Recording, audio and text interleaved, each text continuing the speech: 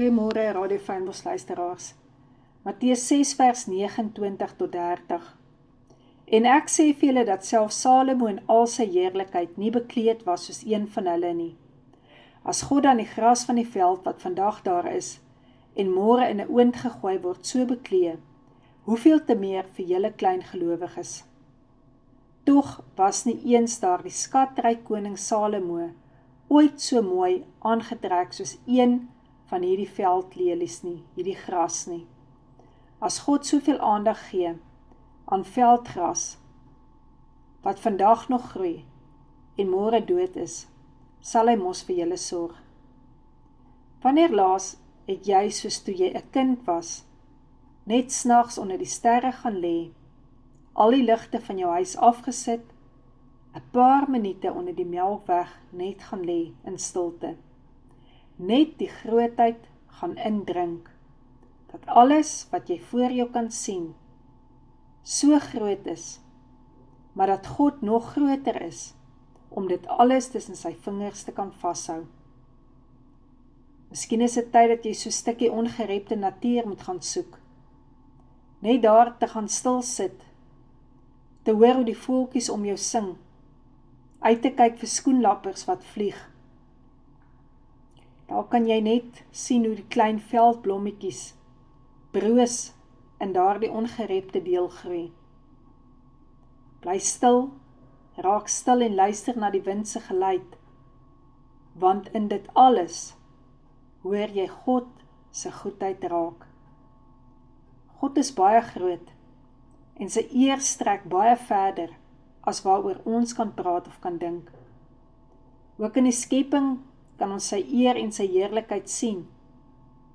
Toe die Israeliete dink, hulle het goed gedoen. Hulle het God 'n guns gedoen, om diere vir hom te offer. Het God hulle daaraan herinner, dat al die diere, in elk geval aan hom behoort. Dat hy nie verleë is, oor 'n paar beeste of bokke nie. En toe die Israeliete opgehou het om hom te loof, het hy hulle ook laat verstaan dat die skepping sy lof elke nag en dag verkondig.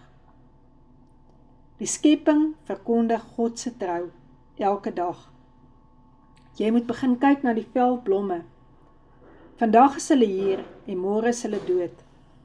Maar nie Salomo in al sy rykdom en al sy pragt kon soos een van hulle geklee gewees het nie.